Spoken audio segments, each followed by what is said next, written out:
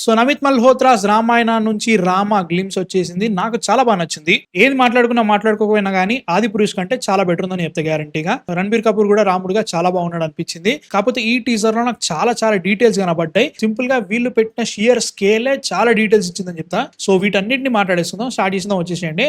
So మనకి ఈ teaser start అవడం ఒక పెద్ద యుద్ధాన్ని చూపిస్తున్నారు. ఈ యుద్ధంలో కొంతమంది మనుషులు పెద్ద గద్దల మీద ఎగురుతూ యుద్ధం చేస్తున్నారు చూపిస్తున్నారు. ఆ నెక్స్ట్ షాట్ లో ఒక గద్దకి ఒక ఫైర్ బాల్ తగిలి కింద పడడం చూపిస్తారు. అది కింద పడడం కూడా ఒక రాక్షసుడు దగ్గర పడినట్టు చూపిస్తారు. మనకి రామాయణం అంటే ఫస్ట్ గుర్తుకొచ్చే యుద్ధం అయితే రామరావణ యుద్ధమే ఖచ్చితంగా. సో ఇది వెంటనే మన యుద్ధకాండంలో యుద్ధం అనుకుంటే తప్పైపోతుంది. ఎందుకంటే రామాయణ ఫస్ట్ పార్ట్ ఏదైతే ఉందో మనకి బాలకాండం నుంచి సీతా అపహరణం వరకు ఉంటది అన్నట్టు. సో క్లైమాక్స్ సీతాదేవి అపహరణం తోటి అయిపోతుంది. సో ఈ యుద్ధం ఎక్కడి నుంచి అంటే మాత్రం రావణాసుర వర్సెస్ కుబేర. అంటే రావణాసుడు కుబేరుడు ఇద్దరు అన్నదమ్ములు, టెక్నికల్లీ హాఫ్ బ్రదర్స్ ఇద్దరు. వీళ్ళిద్దరికి తండ్రి ఒకడే, తల్లి వేరు. రావణుడు రాక్షసుడు అయితే కుబేరుడు దేవుడు. యాక్చువల్ గా లంకని కుబేరుడు వాలించేటోడు ఫస్ట్. అప్పుడు రావణాసుడు కుబేరుడు మీద యుద్ధం ప్రకటించి తన దగ్గర ఉన్న రాక్షసులతోటి కుబేరుని సైన్యమైన యక్షులతో పోరాడిన అనమాట. ఈ పర్టికులర్ లొకేషన్ ఏదైతే ఉందో హిమాలయాస్ లో ఉండే అలకా అనే ఒక నగరంలో ఉంటది. ఆ అలకా నగరము కుబేరుని క్యాపిటల్ అనమాట.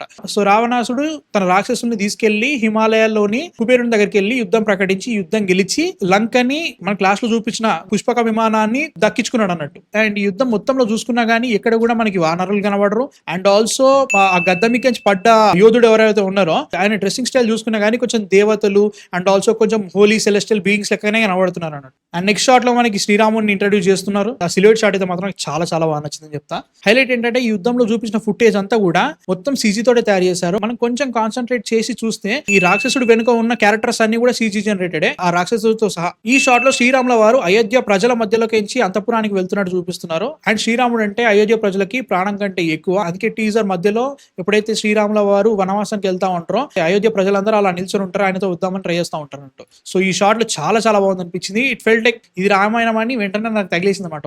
బాగుందని ఫీలింగ్ వచ్చింది. ఈ షాట్ లో చూసుకుంటే శ్రీరాముల వారు అడవిలో ఉన్నారు, ఒక రాక్షసులతో పోరాడుతున్నట్టు చూపిస్తున్నారు. అండ్ ఇది వనవాసంలో జరుగుతుంది. వనవాసంలో శ్రీరాముల వారు చేసిన పెద్ద యుద్ధము దండకారణ్యంలో జరిగే యుద్ధం అన్నట్టు. ఆ యుద్ధంలో శ్రీరాముల వారు దగ్గర 14,000 మంది రాక్షసుల్ని 1.5 ముహూర్త కాలంలో చంపేశాడు అన్నట్టు. అంత గొప్ప వీరుడు ఆయన. 1.5 ముహూర్త కాలం అంటే దగ్గర 1 hour 14 minutes నుంచి 1 hour 36 minutes లోపల 14,000 మంది రాక్షసులను చంపారు. అందులో ఈ రాక్షసులకి నాయకుడైన విరోధుడు మెయిన్ అన్నట్టు. అతన్ని చంపేసిండు. దండకారణ్యం ఎక్కడుందిరా అని అడిగితే మాత్రం నాసిక్ ఉంది కదా, ఆ ఏరియాలో ఉంటది అన్నట్టు. సౌత్ నుంచి నాసిక్ వరకు ఒక్క కిష్కింద తప్ప మిగతా అంతా రావణుడి కంట్రోల్లో ఉండేది అప్పుడు.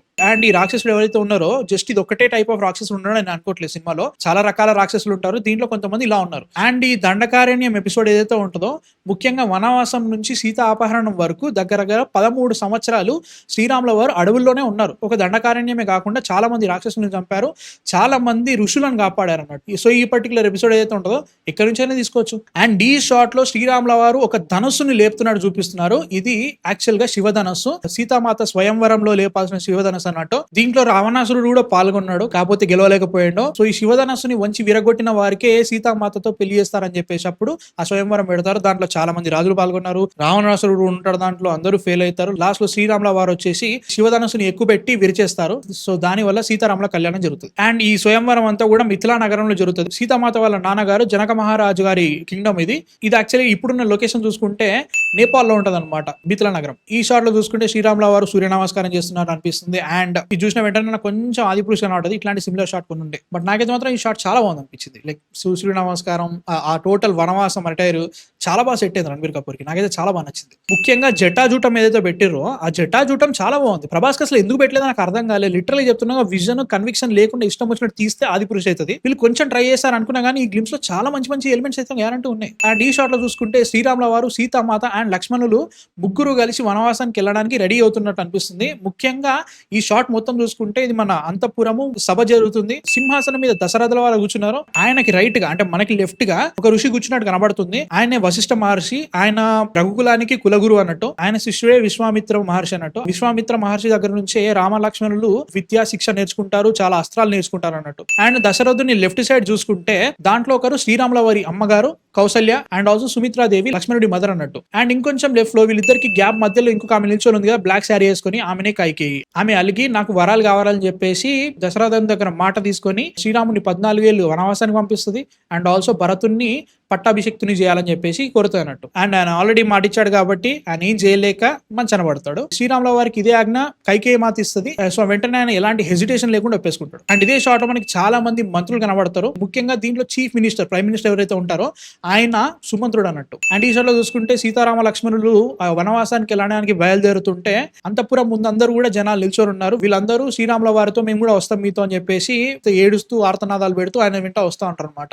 అండ్ ఈ షాట్ చూసుకుంటే మనకి బాహుబలి గుర్తుకొచ్చింది కదా, మనకి దండాలయ ఎపిసోడ్ టెక్నికలీ రామాయణం నుంచి ఇన్స్పైర్ అయ్యింది. అది చూసుకుంటే విజువల్ గా చాలా బెటర్ ఉంటుంది. కాకపోతే ఇది యాప్ట్ ఉంటుంది అనమాట. ఇది రాత్రిపూటే జరుగుతుంది. అండ్ శ్రీరాముల వారు అయోధ్య విడిచి వెళ్ళిపోతున్నారని సింబాలిక్ గా చెప్పడానికి టోటల్ అయోధ్య కూడా చీకట్లో నిండిపోయింది, వెలుగు అంతా శ్రీరాముల వారు తీసుకెళ్లిపోతున్నట్టే ఉంటది. అండ్ ఫస్ట్ టైం మనకి ఒక మంచి షాట్ లో రణబీర్ కపూర్ ని శ్రీరాముల వారిగా చూపించారు. నాకు చాలా చాలా బాగా నచ్చింది ఈ లుక్ కూడా. అంటే లైక్ రణబీర్ కపూర్ చాలా బాగా యాప్ట్ అయ్యాడు అండ్ అది కూర్చుంది. అండ్ మనం ఏదైతే శ్రీరాముల వారు సౌమ్యంగా కనబడాలనుకుంటామో అది కనబడుతుంది. కానీ టెక్నికల్ గా శ్రీరాములు సౌమ్యులుగా మాత్రమే ఉండరు. ఆయన క్షత్రియుడు, పెద్ద వీరాది వీరుడు, రోషం పౌరుషం అండ్ ఆల్సో గాంభీర్యం కలిగిన మనిషి. బట్ మనకి ఇన్ని రోజులుగా ఒక పర్సెప్షన్ క్రియేట్ చేశారు అనమాట. చాలా సౌమ్యులు, మెల్లగా మాట్లాడతారు, శుతిమెత్తంగా ఉంటారు.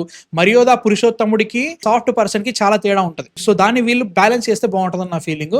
అండ్ ఈ షాట్ లో చూసుకుంటే దశరథ మహారాజు శ్రీరాముల వారికి ఒక కిరీటం తొడుగుతున్నట్టు అనిపిస్తుంది. నాకైతే మాత్రం రెండు పాసిబిలిటీస్ అనిపిస్తున్నాయి. ఫస్ట్ ఏంటంటే శ్రీరాముల వారిని రాజకుమారుడిగా పట్టాభిషిక్తుని చేస్తున్నట్టు అనిపిస్తుంది.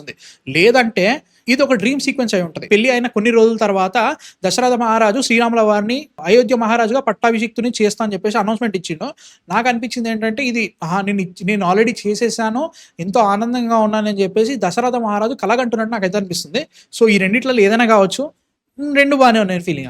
ఈ షాట్ చూసుకుంటే శ్రీరాముల వారు వనవాసానికి వెళ్ళడానికి రెడీ అయిపోతున్నారు. ఒకరికి నమస్కరించేసి ఇక సెలవు అని చెప్పడానికి వెళ్తున్నారు అనిపిస్తుంది. నాకు ఫస్ట్ ఈ షాట్ చూసి ముఖ్యంగా శ్రీరాముల వారి చేతులు పట్టుకున్న మనిషి ఎవరో లేడీ అనుకున్నా. కాకపోతే మనకి ఎటు చూసుకుంటే ఆ మనిషికి గడ్డం ఉంది. నాకు అనిపిస్తుంది ఏదైతే మనం ఇప్పుడు సభ షాట్ చూసినామో దాంట్లో దశరథుడు కనబడ్డాడు కదా, ఈ షాట్ లో కూడా సింహాసనం దగ్గరకు వచ్చేసి దశరథుడిని మొక్కి శ్రీరాముల వారు బయలుదేరుతున్నట్టు కనిపిస్తుంది నాకైతే మాత్రం. దీని తర్వాతనే రాముల వారు అయోధ్య విడిచి వెళ్ళిన తర్వాతనే దశరథ మహారాజు మంచాన పడతాడు. అండ్ ఈ షాట్ లో చూసుకుంటే శ్రీరాముల వారు అస్థికల్ని గంగా నదిలో కలుపుతున్నట్టు చూపిస్తున్నారు. ఐ థింక్ అది గంగా నది అనుకుంటాను అయితే మాత్రం. అది దశరథ మహారాజు అస్థికలు అన్నట్టు. రాముల వారు వనవాసానికి వెళ్ళిన తర్వాత దశరథుల వారు చనిపోతారు. భరత శత్రుఘ్నులు అయోధ్య చేరుతారు. భరతుడు అంత్యక్రియలు చేస్తాడు అన్నట్టు. నువ్వు మళ్ళీ వెనకకు వచ్చేయన్నే అని చెప్పేసి శ్రీరాముల వారిని వేడుకుంటాడు. శ్రీరాముల వారు మాటను కట్టుబడి అక్కడే ఉండిపోతాడు. బట్ శ్రీరాముల వారు పెద్ద కొడుకు కాబట్టి ఆయన చేయాల్సిన పుత్రధర్మం ఆయన పాటిస్తున్నాడు చూపిస్తున్నారు షాట్ లో. అండ్ దీని తర్వాత వెంటనే టీజర్ ఒక యాక్షన్ మోడ్ లోకి వెళ్ళిపోతుంది. అండ్ ఈ షాట్ లో చూసుకుంటే శ్రీరాముల వారు ఒక హరికేన్ మధ్యలో నడుస్తున్నట్టు చూపిస్తున్నారు.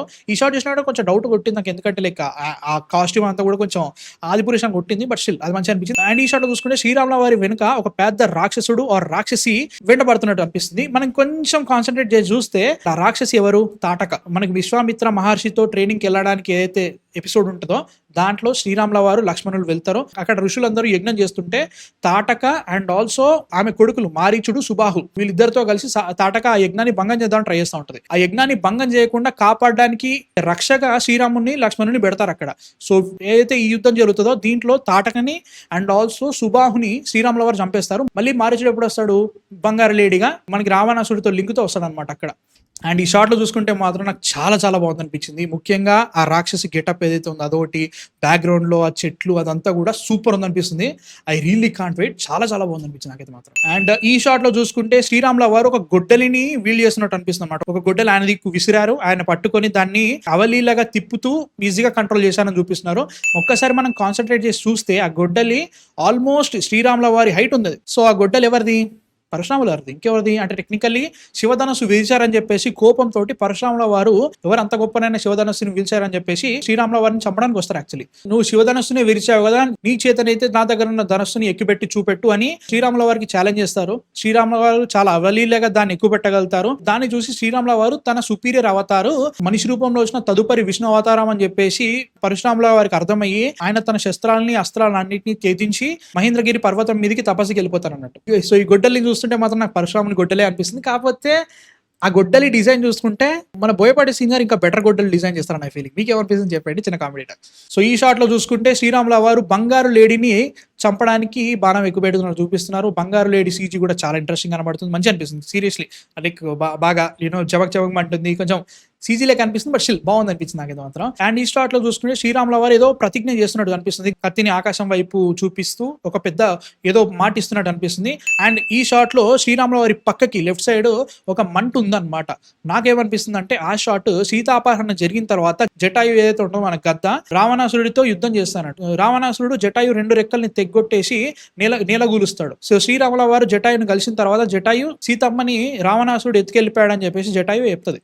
సో అప్పుడు జటాయుని తన సొంత సోదరుడిగా భావించి చనిపోయిన జటాయు దేహానికి అంత్యక్రియలు చేస్తారనమాట శ్రీరాముల వారు. సో ఆ షాట్ ఇది అనుకుంటున్నాయి అయితే మాత్రం. అండ్ ఈ షాట్ లో చూసుకుంటే శ్రీరాముల వారు పడవ మీద ఉన్నారు అండ్ వెనక్కి తిరిగి చూస్తున్నారు.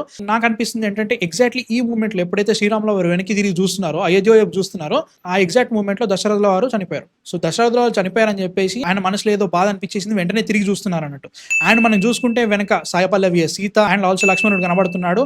అండ్ ఆ బోట్ ని నడిపేవారు గుహుడు అనమాట. ఎప్పుడైతే సీతారామ లక్ష్మణులు వనవాసం చేయడానికి అయోధ్య నుంచి బయలుదేరతారో వాళ్ళతో పాటు సుమంత్రుడు ఎవరైతే ప్రైమ్ మినిస్టర్ ఉన్నారో, దశరథుల వారి ప్రైమ్ మినిస్టర్, ఆయన వస్తాడు. ఆయనతో పాటు చాలా మంది అయోధ్య ప్రజలు శ్రీరాముల వారు వెంటనే వస్తారు. శ్రీరాముల వారు వాళ్ళని బతిమలాడి బుజ్జగించి మీరు వెళ్ళిపోండి అని చాలా మంది అన్న తర్వాత కూడా సుమంత్రుడు శ్రీరాముల వారితోటి వాటిస్తే గంగా నది ఒడ్డు వరకు వస్తాడు అనమాట.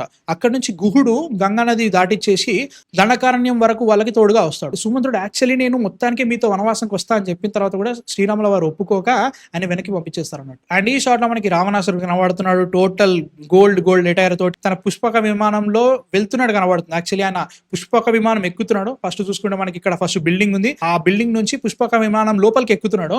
అండ్ మనకి టోటల్ పుష్పక విమానాన్ని చూపిస్తున్నారు. ఆ పుష్పక విమానం ఎంత పెద్దగా ఉందంటే ఆల్మోస్ట్ ఒక పెద్ద అంతఃపురం భవంతి రేంజ్ లో ఉందన్నమాట. అంత పెద్ద పుష్పక విమానం. ఇది యాక్చువల్ గా కుబేరునికి చెందింది. కుబేరుని యుద్ధంలో ఓడించేసి లంకని, పుష్పక విమానాన్ని అండ్ ఆల్మోస్ట్ హాఫ్ ఆఫ్ భారత ఖండాన్ని రావణాసురుడు పరిపాలిస్తూ ఉంటాడు. అప్పటి వరకు రావణాసురుని ఇద్దరు ఓడించారు.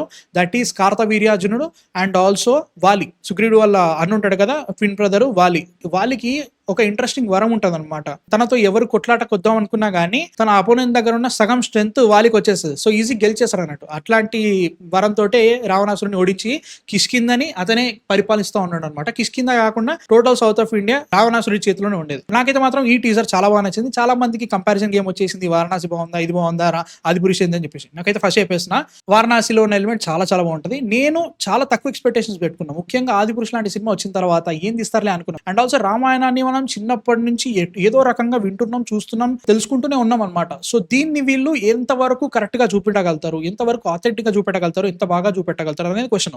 దీంట్లో మంచి కాస్టింగ్ తీసుకున్నారు. రణబీర్ కపూర్ చాలా బాగున్నాడు అనిపిస్తుంది. అండ్ ఇది జస్ట్ రాముడి మీద టీజర్ కాబట్టి ఫోకస్ అంతా శ్రీరాముల వారి మీదే ఉంది. మనకి సీతామాత గ్లిమ్స్ వస్తుంది అండ్ ఆల్సో రావణాసుడు గ్లిమ్స్ వస్తూ ఉంటది. అండ్ ఈ స్టోరీ జస్ట్ సీతా అపహరణం వరకు మాత్రమే కాబట్టి మేబీ ఒక చిన్న గ్లిమ్స్ ఉంటుంది హనుమంతుంది అంతే. అండ్ ఆల్సో రావణుడిది కొన్ని ఎపిసోడ్స్ మాత్రమే ఉంటాయి. టోటల్ ఫోకస్ అంతా మనకి శ్రీరాముల మీదనే ఉంటుంది అనమాట. ఇప్పటికీ చెప్తున్నా వారణాసిలో ఏదైతే 25 minutes ఎపిసోడ్ ఉంటుందో అది వేరే లెవెల్లో ఉండబోతుంది. దీనికంటే చాలా బెటర్ ఉంటుంది అని గట్టిగా అనిపిస్తుంది. సో ఈ టీజర్ చూసిన తర్వాత మీకు ఏమనిపించింది కామెంట్స్ లో చెప్పండి. 4,000 కోట్ల బడ్జెట్ చెప్పకుండా ఉంటే బాగుండేది. ఎందుకంటే అనవసరంగా నువ్వు బడ్జెట్ పెట్టేసరికి నువ్వు బడ్జెట్ ఎత్తుకుతా ఉంటుంది అన్నమాట టీజర్ లో. అది పెద్ద ప్రాబ్లం అయిపోయింది. నాకైతే మాత్రం నచ్చింది. మీ థాట్స్ ఎందుకు కామెంట్స్ లో చెప్పండి. ఇంకా చాలా వీడియోస్ చేస్తా అండ్ సబ్స్క్రైబ్ చేసి చేయండి. నెక్స్ట్ వీడియోతో మళ్ళీ కలుస్తాను. Man of fiction signing off.